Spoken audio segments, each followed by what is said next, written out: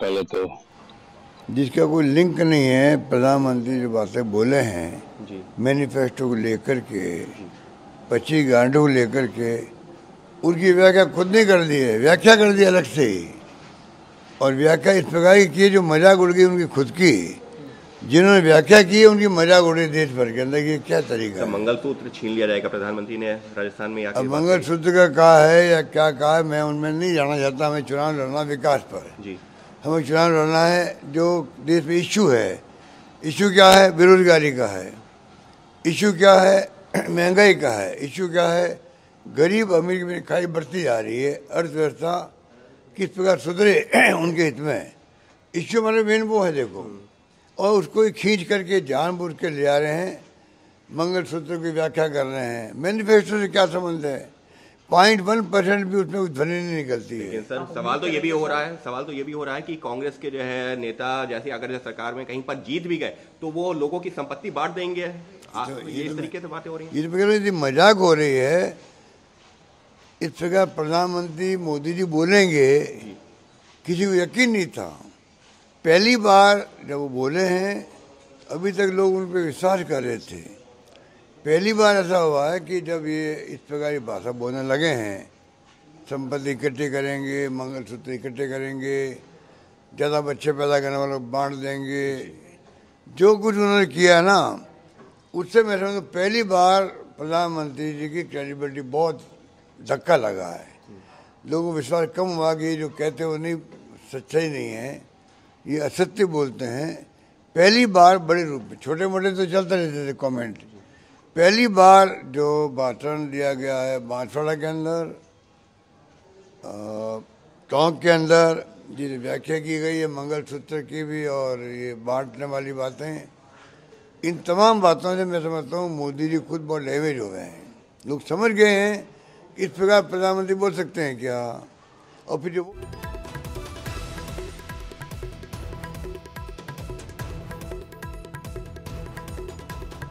ये बड़ी जानकारी, झालावाड़ 12 से उनके बेटे दुष्यंत सिंह एक बार फिर से मैदान में हैं और उनके सामने उनका मुकाबला कांग्रेस पार्टी की तरफ से जो प्रत्याशी हैं उर्मिला जैन भाया, पूर्व मंत्री प्रमोद जैन भाया की पत्नी है, वे चुनावी मैदान में हैं। तो ये बड़ी जानकारी इस वक्त की। पूर्व मुख्यमंत्री वसुंधरा राजे ने अपने मताधिकार का इस्तेमाल किया। देखिए तस्वीरें भी सामने एक बार फिर से आपके आ चुकी हैं। वीआईपी मतदाता भी मतदाता केंद्र पर पहुंच रहे हैं। पूर्व मुख्यमंत्री वसुंधरा राजे सिंधिया को आप देख सकते हैं, यहाँ पर वोट डालने के लिए वो मतदान केंद्र पर पहुंची और अपने मत का इस्तेमाल किया। झालावाड़ 12 सीट पर यहाँ झालावाड़ में उन्होंने अपने मत का इस्तेमाल किया और उनके बेटे, उनके सुपुत्र, जैसा हमने बताया कि दुष्यंत सिंह यहाँ पर चुनावी मैदान में हैं, बीजेपी के प्रत्याशी हैं। दूसरी तरफ से पहले हमने अलग अलग वीआईपी प्रत्याशियों की भी आपको तस्वीरें दिखाई मत का इस्तेमाल करते हुए। लगातार सुबह 7 बजे जब से मतदान शुरू हुआ है, जो तस्वीरें सामने आ रही हैं, कुछ जगहों पर कोटा में विशेष तौर पर हमने देखा हमारे सहयोगी हिमांशु मित्तल की रिपोर्टिंग के जरिए कि कैसे महिलाओं की लंबी लंबी कतारें देखने में सामने आ रही हैं और उन महिलाओं का ये कहना है कि घर का कामकाज छोड़कर, पूजा पाठ छोड़कर आज वो सबसे पहले मत डालने के लिए आई हैं। तो ये अपने आप में यही लोकतंत्र की खूबसूरती है और इस तरह के जागरूक मतदाता एक अच्छा संदेश देते हैं। लेकिन इस बीच एक बड़ी खबर आ चुकी है, उदयपुर की खबर आ रही है, जहां पर वल्लभ नगर में बूथ नंबर 144 में ईवीएम में कुछ खराबी बताई जा रही है। मशीन सही करने में टीम जुटी हुई है और ये एक तरह से कहें कि वल्लभ नगर की वीवीपैट में खराबी आई है और इसी कारण से इस वीवीपैट को ठीक करने के लिए जो तकनीकी समस्या आ रही है उसको ठीक करने के लिए वहां पर टीम जुटी हुई है।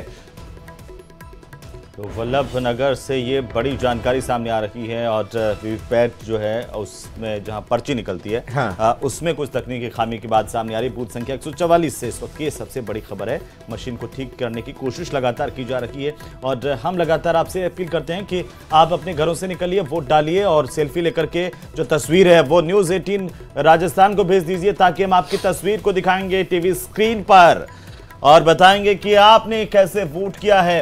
तो आप अपनी तस्वीर हमें जरूर भेजें, सेल्फी भेजें। और इसीलिए कहते हैं ये अंगुली वाली तस्वीर, अंगुली पर सत्ता। आज बीजेपी कांग्रेस दोनों की परीक्षा और साथ में आप मतदाताओं की भी परीक्षा है। तस्वीर के लिए मोबाइल नंबर भी बताना पड़ेगा और मोबाइल नंबर हम बताते हैं आपको 8588 07134। नंबर रिपीट कर रहे हैं, पिछली बार भी बढ़ चढ़कर आप लोगों की तरफ से ये देखिए ये सेल्फी पॉइंट्स जहां चुनाव आयोग की तरफ से बनाए गए हैं, और ये न्यूज 18 की टीम ने भी तैयारी आप लोगों के लिए की है कि सेल्फी लीजिए अपनी स्याही वाले निशान की कि आप मत डाल चुके हैं।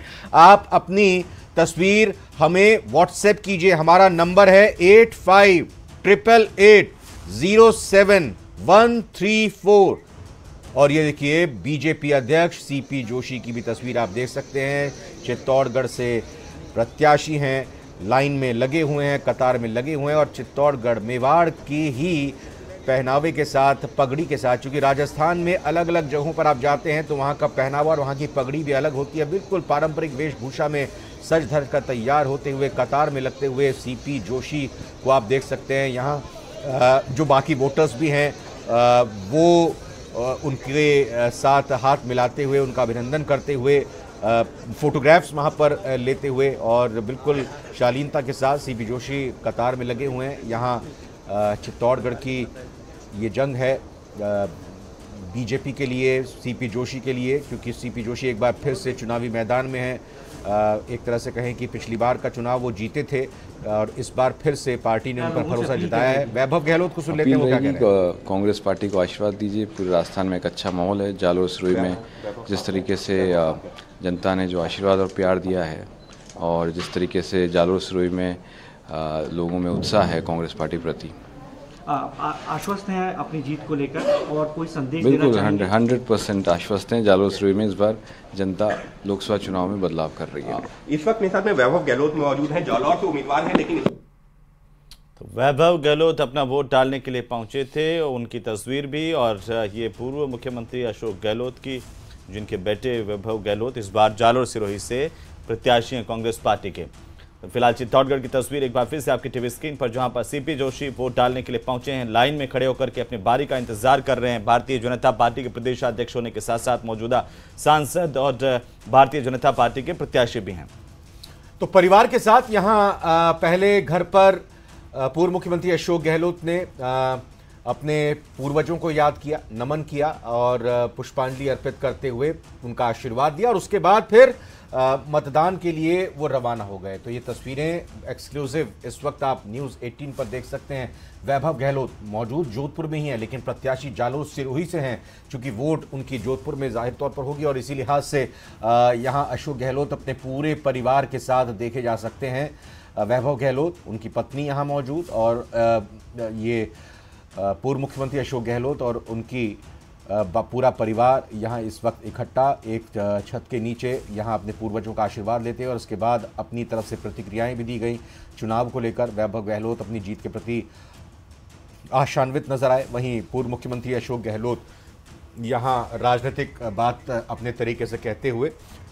बिल्कुल, और सीधा जोधपुर लिए चलते हैं अपने दर्शकों को, जहां पर रंजन दवे हमारे साथ जुड़ चुके हैं, और ये जो तस्वीर इस वक्त आप अपनी टीवी स्क्रीन पर देख पा रहे हैं। रंजन आगे, रंजन तस्वीरें दिखाइए, बताइए कैसा उत्साह इस वक्त सूर्य नगरी जोधपुर में देखने को मिल रहा है। जी देखिए, सबसे पहले मैं बताता हूं कि जोधपुर में 85 वर्षीय बुजुर्ग ने वोट डाला है और अपील की है कि अगर मैं कर सकता हूं तो क्यों नहीं दूसरे लोग कर सकते हैं। और सबसे बड़ी बात देखिए, मेरे साथ में है शंकर सिंह जी शेखावत, केंद्रीय जल शक्ति मंत्री गजेंद्र सिंह शेखावत के पिता है। वे भी आज सवेरे यहाँ पहुंचे हैं, घर परिवार से सारी चीजें पहले कहे, मतदान फिर जलपान। क्या कहेंगे साहब आप?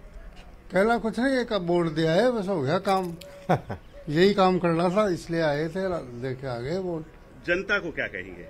जनता को तो कहने वाले वो कहेंगे, मैं कह कहूँगा। आप बुजुर्ग हैं, वरिष्ठ हैं, आपकी बात का असर होता है। वोट दें, सबको देना चाहिए वोट, और जो जिसको अच्छा लगे उसको वोट दें।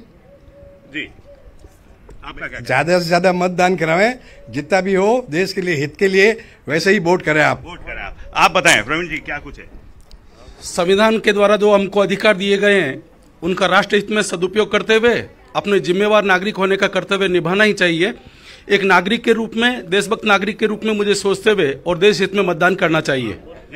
राष्ट्रीय सुरक्षा के लिए हमें मोदी जी के हाथ मजबूत करने हैं और सभी को अपना मतदान का उपयोग करना चाहिए। देखिए, और भी कुछ लोग हैं, आप बताएं। आप देश और देश के हित में अपने को मतदान करना अति आवश्यक है। उम्र का ध्यान बाद में रखना चाहिए। पहले हर हालत में आपको वोट जरूर देना, वोट जरूर करना चाहिए। बाबू जी आप? हाँ, कितनी उम्र है आपकी और आप किस 80 साल की उम्र हो रही है और ये है कि देश के अंदर जो विपक्ष के अंदर कोई ऐसा